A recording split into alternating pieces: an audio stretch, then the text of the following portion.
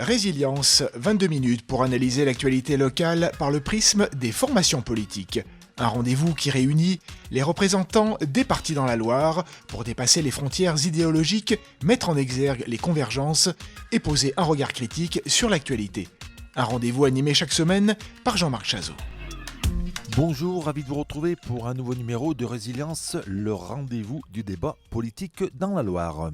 Vous le savez, chaque semaine on traite d'une question d'actualité et cette semaine, insécurité à Saint-Étienne, des habitants de Côte-Chaude excédés par des incivilités comme dans de nombreuses villes et quartiers français. À Paris, un adolescent de 15 ans plongé dans le coma après avoir été passé à tabac par une bande. C'est vrai que les images ont choqué.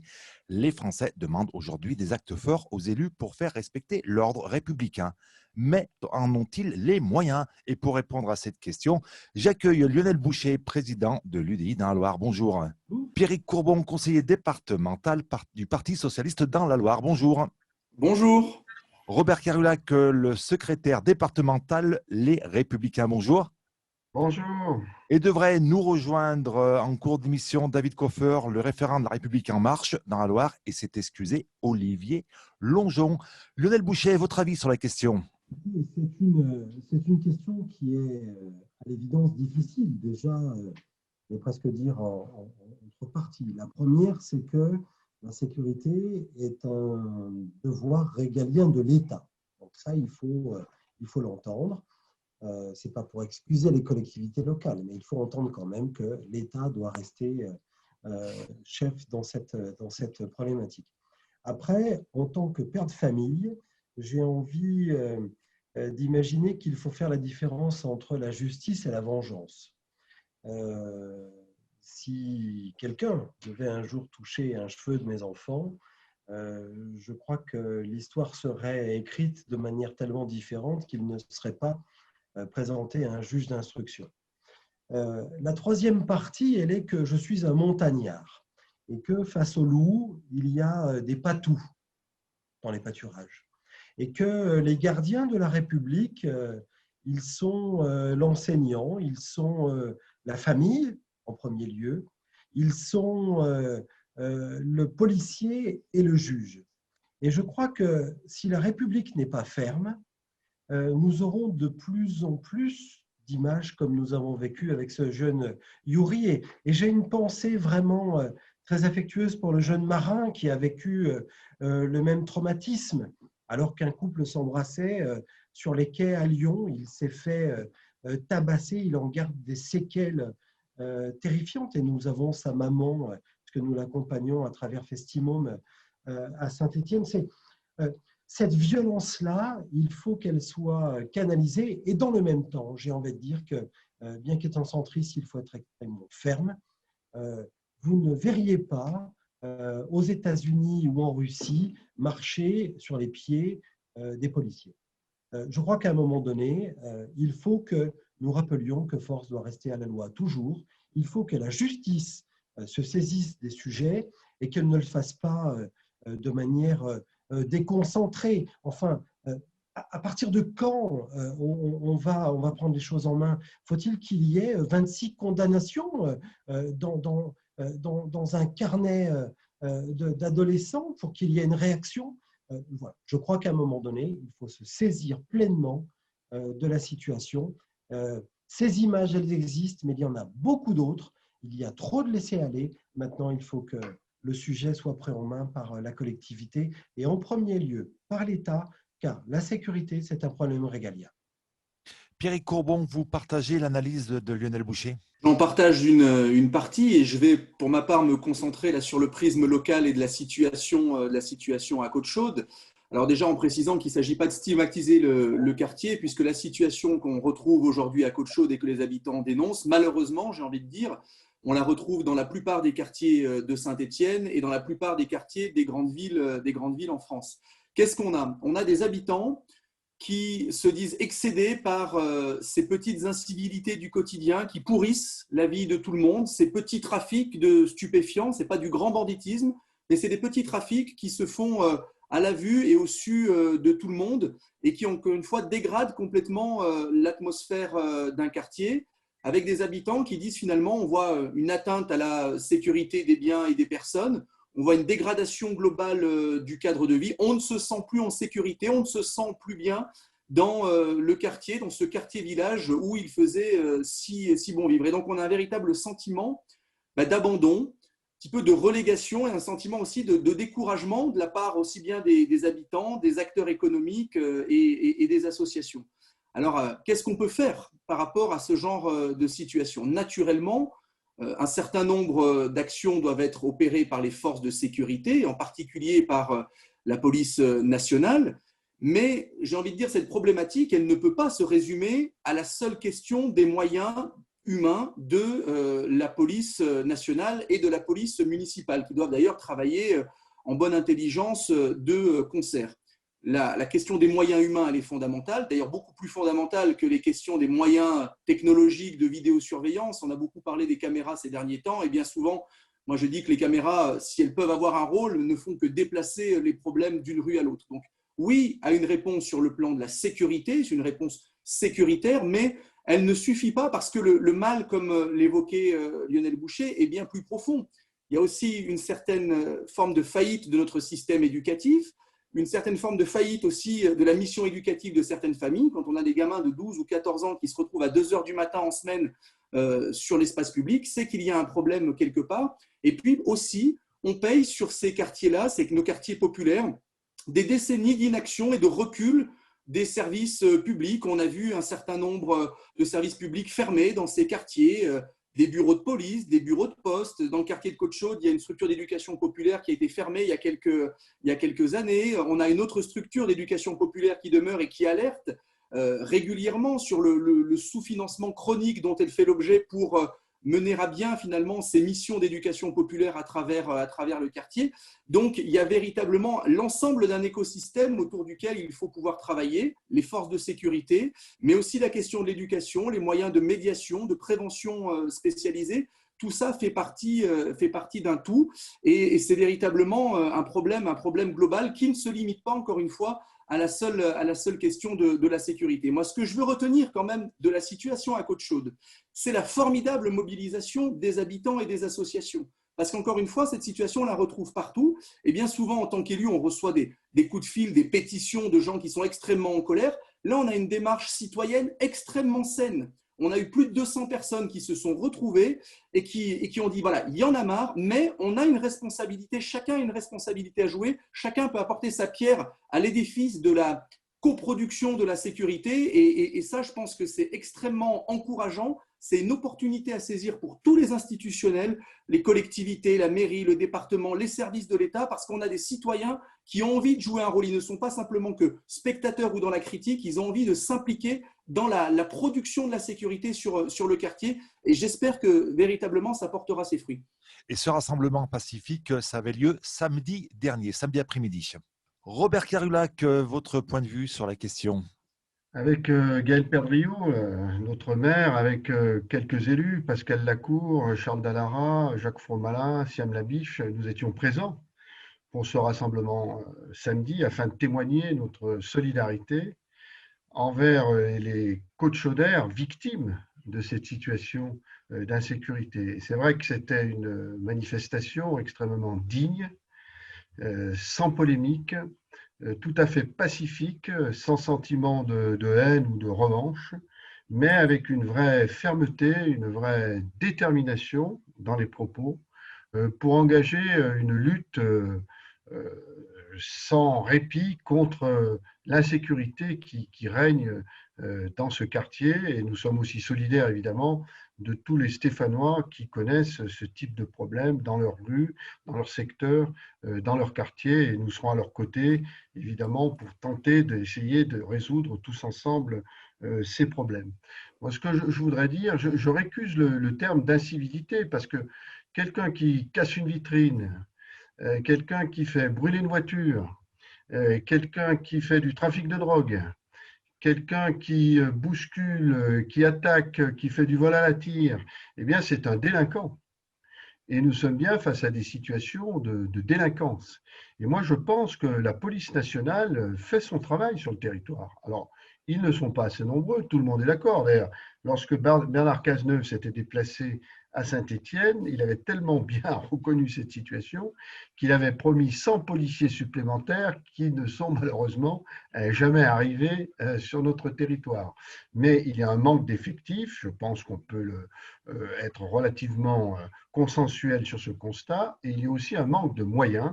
La police en France, d'une manière générale, est sous-équipée pour faire face aux nouvelles problématiques liées à la délinquance et notamment à tous les petits trafics divers et variés qui permettent de la faire vivre économiquement. Donc, problème d'effectifs, problème de moyens, et je crois qu'il y a aussi un problème plus global.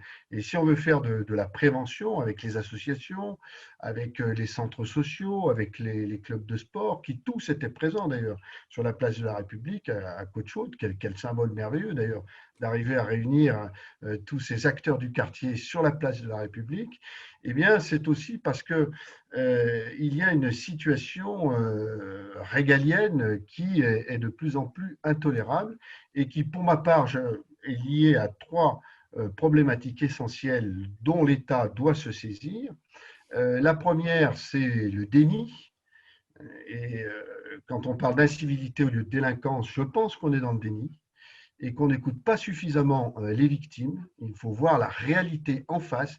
Il faut voir ce que c'est que de vivre dans une rue où il y a du bruit tous les soirs, où il y a des voitures qui brûlent, où il y a des commerçants cambriolés.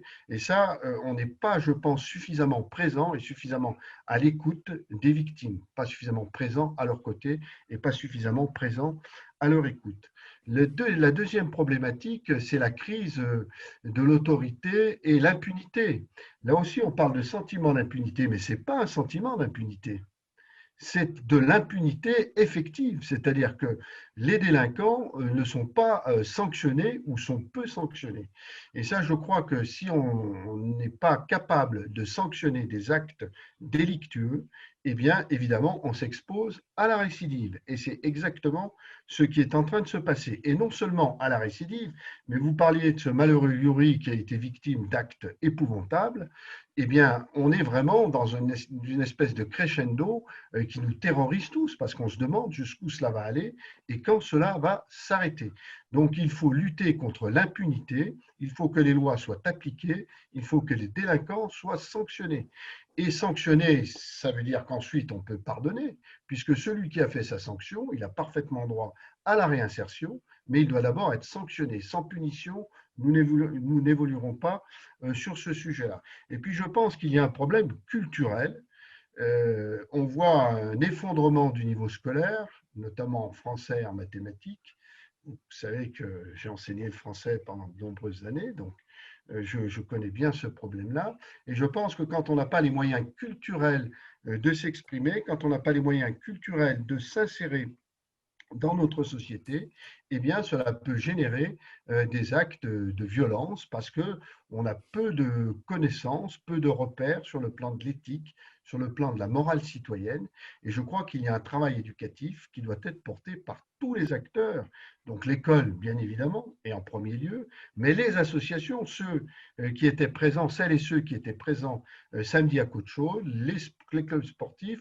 Et je crois que cette mobilisation, elle doit être extrêmement forte et ferme. Nous avons des valeurs à transmettre, nous devons donner des outils culturels à des jeunes qui sont parfois sans repère et leur permettre justement d'apprendre à vivre en harmonie avec tous les habitants de notre ville.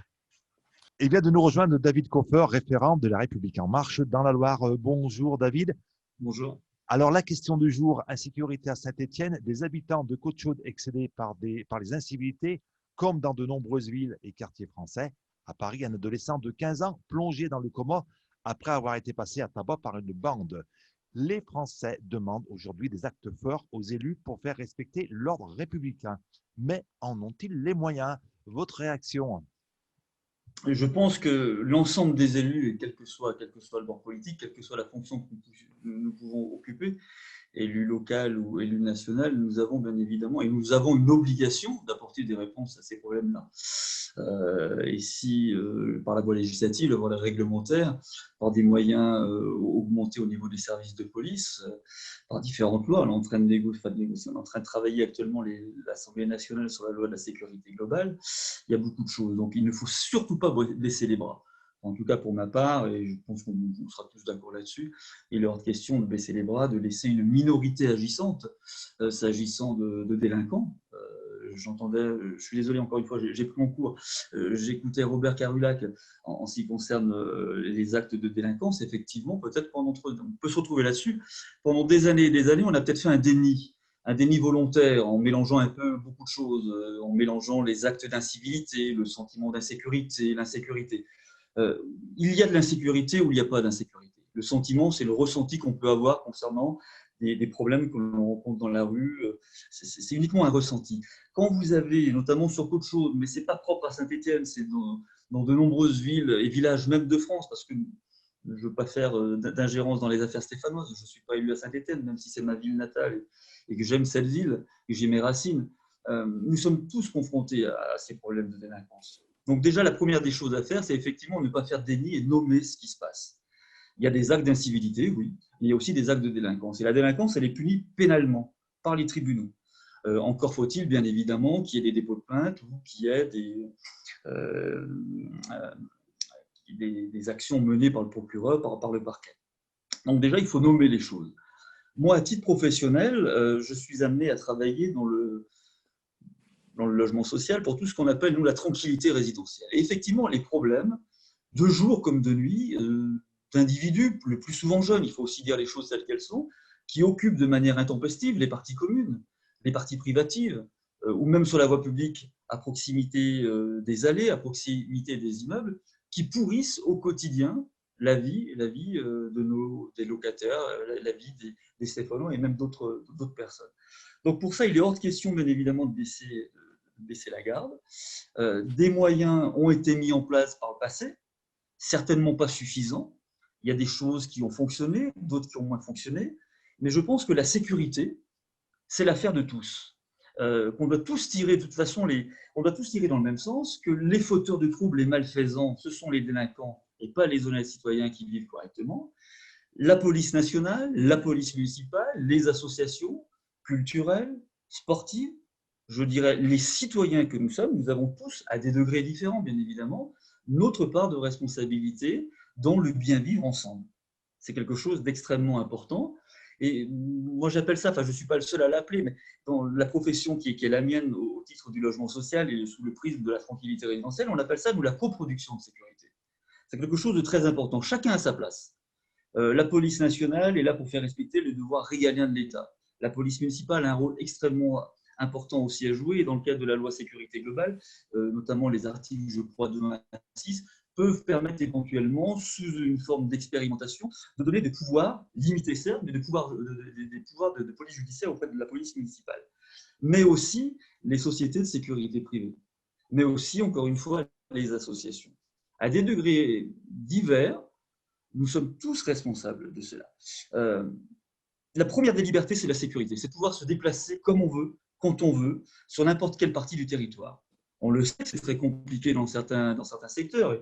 Pas plus à Saint-Étienne qu'ailleurs, que dans d'autres vallées, la vallée de l'Ondème ou la vallée du Gier, voire même, vous savez, dans des petits villages un peu reculés, on peut avoir aussi ces difficultés de personnes qui viennent de l'extérieur ou même des personnes qui sont propres au village. Il faut être extrêmement offensif, ne pas baisser la garde. Et là, je pense que sur des questions comme ça, même si on peut avoir des points de vue différents, mais c'est le bien commun. C'est le bien commun. Parce que si nous ne nous en occupons pas correctement, dans le cadre de loi, dans le cadre du cercle du respect républicain, d'autres personnes, avec des intentions beaucoup moins louables que les nôtres, pourraient s'en occuper, ce qui ne serait pas forcément très bien pour l'ensemble de la démocratie. Merci beaucoup, David. Deuxième partie de cette émission, c'est le fait d'actualité qui a retenu votre attention cette semaine. On va commencer par vous, Pierrick Courbon, parce que je crois que vous devez nous quitter assez rapidement. Oui, je vous remercie de cette attention. Je voulais aborder cette semaine la situation de nos étudiants à Saint-Étienne, mais comme partout en France, qui commencent à se mobiliser, à se faire entendre pour dénoncer tout simplement la détresse dans laquelle ils se trouvent en raison de la fermeture des établissements universitaires et puis plus globalement de la persistance de la crise épidémique.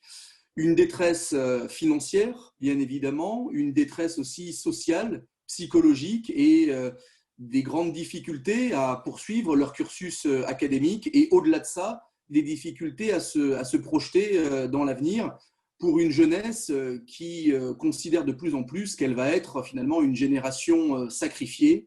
On a un certain nombre de jeunes qui ont passé leur baccalauréat l'année dernière dans des conditions tout à fait exceptionnelles et qui se retrouvent aujourd'hui en première année d'université, peut-être parfois sans jamais avoir pu mettre les pieds dans un amphithéâtre. C'est une situation qui est complètement atroce et aujourd'hui, force est de constater que la réponse que l'on apporte à cette détresse est véritablement loin d'être satisfaisante, d'être à la hauteur, encore une fois, de la difficulté dans laquelle se trouvent nos étudiants. Ils se sont rassemblés dans la plupart des grandes villes de France, dont Saint-Étienne mardi 26. J'ai eu l'occasion d'échanger avec un certain nombre d'entre eux et la situation est terrible. Certains sont confinés quasiment depuis des mois dans leur studio, dans leur résidence universitaire, dans quelques mètres carrés et suivent à longueur de journée des enseignements, des cours à distance derrière un écran, donc plus aucune vie sociale, plus aucun lien avec le monde extérieur. Moi, je suis extrêmement inquiet. Je considère que la réponse qui a été formulée très récemment, qui consiste à envisager, par exemple, l'octroi de prêts, on a envisagé, je crois que c'est un représentant de la majorité parlementaire, un prêt de 10 000 € pour nos étudiants, c'est complètement passé à côté, encore une fois, de la situation, parce qu'il ne s'agit pas d'entrer dans un système à l'américaine où on va maintenir nos étudiants sous perfusion et puis ils consacreront les premières années de leur vie finalement professionnelle à rembourser le prêt qui leur a été consenti. Il y a un certain nombre d'autres solutions ou d'autres pistes qui ont été mises sur la table. Alors, il y a déjà des choses intéressantes qui se font, les repas à 1 €, etc. Ça va tout à fait dans le bon sens, mais c'est insuffisant. Je pense par exemple à la proposition qui a été formulée par un certain nombre d'organisations politiques, dont la mienne, qui est l'extension du RSA pour les jeunes entre 18 et 25 ans, qui pourrait être une réponse immédiate avec un système qui existe déjà, qui n'est pas la panacée, loin s'en faut naturellement, mais qui pourrait apporter en tout cas une petite bouffée d'oxygène à la détresse de notre jeunesse et des étudiants en particulier. Malheureusement, cette proposition a été rejetée dans un premier temps au Sénat. Mais en tout cas, voilà, je trouve qu'on ne parle pas assez de la souffrance et de la détresse financière, psychologique et sociale de nos étudiants et je voulais avoir une pensée pour eux ce soir. Merci beaucoup, Pierrick. Lionel Boucher, votre fait marquant de l'actualité cette semaine, ça serait lequel?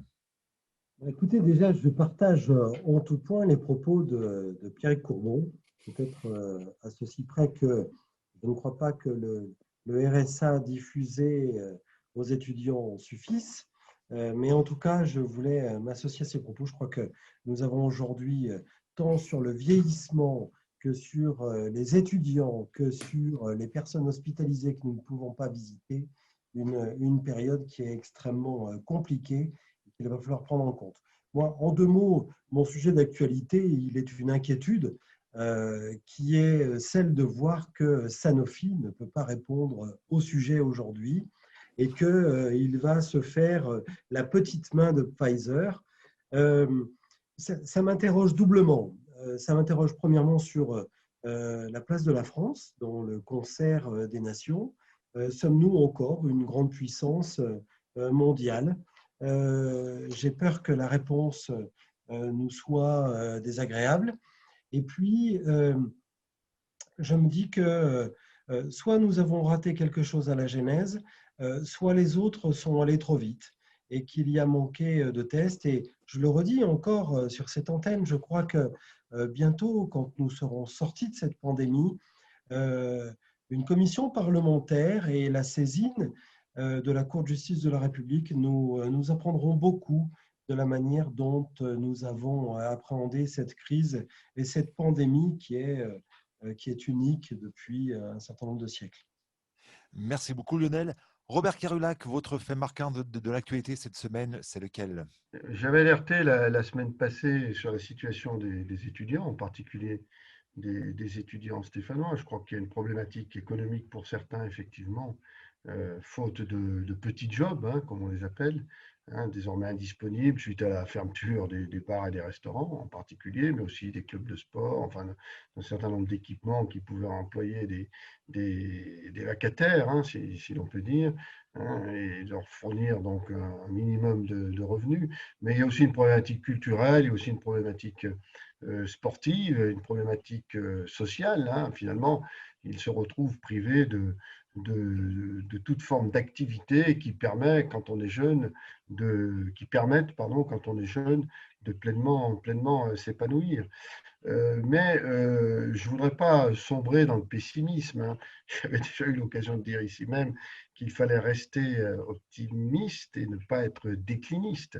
C'est vrai qu'on a des difficultés, mais je crois que il y a chez les Français encore euh, de vrais élans de solidarité, de vrais élans du cœur, et que quand on veut les mobiliser pour des grandes causes, eh bien, ils le font, hein. Et je pense par exemple à la Banque alimentaire, hein, qui va relancer sa collecte au mois de mars, hein, et qui mobilise autour de cela et qui engrange aujourd'hui un nombre de participants important, justement parce que nous sommes dans une situation de crise. J'ai pu observer aussi différents moments liés au don du sang dans des lycées, mais aussi dans des structures publiques. Et il y avait là aussi un véritable élan de générosité et de solidarité. Donc, sans retenir nécessairement un fait précis, je pense qu'on doit pouvoir rester optimiste quand on voit la façon dont les Français sont capables de se mobiliser quand on fait appel à leur cœur et à leur générosité. Merci beaucoup. David Koffer, le fait d'actualité qui a retenu votre attention cette semaine, c'est lequel? Alors, moi, ça va être un fait d'actualité purement local en ce qui concerne la commune dont j'ai l'honneur d'être le maire. C'est que nous avons signé la semaine dernière plusieurs démarrages de chantiers ou de travaux en ce qui concerne des zones de pavillons, des zones de logement collectif et d'un restaurant yourte qui va s'ouvrir, si tout va bien, j'ose l'espérer, au mois de juin. Là, on est dans le concret, on est dans le quotidien, et puis surtout, on se projette dans l'avenir. On se projette dans l'avenir. On va être très heureux, nous, d'accueillir des urbains ou des périurbains qui vont venir aux portes de la vallée de l'Andenne, aux portes de Saint-Étienne, dans le massif du Pilat. On se projette dans l'avenir avec de jeunes entrepreneurs, avec le concours de la commune, de l'État, de la région, du département, qui vont investir, qui vont s'endetter sur de nombreuses années pour un projet qui leur tienne à cœur, qu'ils ont monté, qu'ils ont travaillé, qu'ils ont réfléchi à eux. Et c'est là qu'on se dit qu'il faut garder l'espoir. Nous sommes dans une situation difficile, dans une situation compliquée. Nous espérons tous une seule chose, c'est en sortir le plus rapidement possible. La vaccination avance quand même un petit peu, ce qui fait que la stratégie finalement n'était pas si mauvaise que ça, contrairement à ce qu'on pouvait dire il y a 2 ou 3 semaines. Voilà, donc c'est purement et simplement du local, mais ce sont des choses qui font plaisir en tant qu'élus. Nous sommes tous des élus locaux, en se disant qu'on prépare l'avenir. On prépare l'avenir pour nos communes, on prépare l'avenir pour nos enfants. On pense déjà, je ne dirais pas au monde d'après parce que je n'y crois absolument pas, mais j'allais dire au monde de demain. Et ça, c'est très important. Merci beaucoup, messieurs. Passez une très bonne fin d'après-midi. On se donne rendez-vous la semaine prochaine. D'ici là, soyez prudents, prenez soin de vous.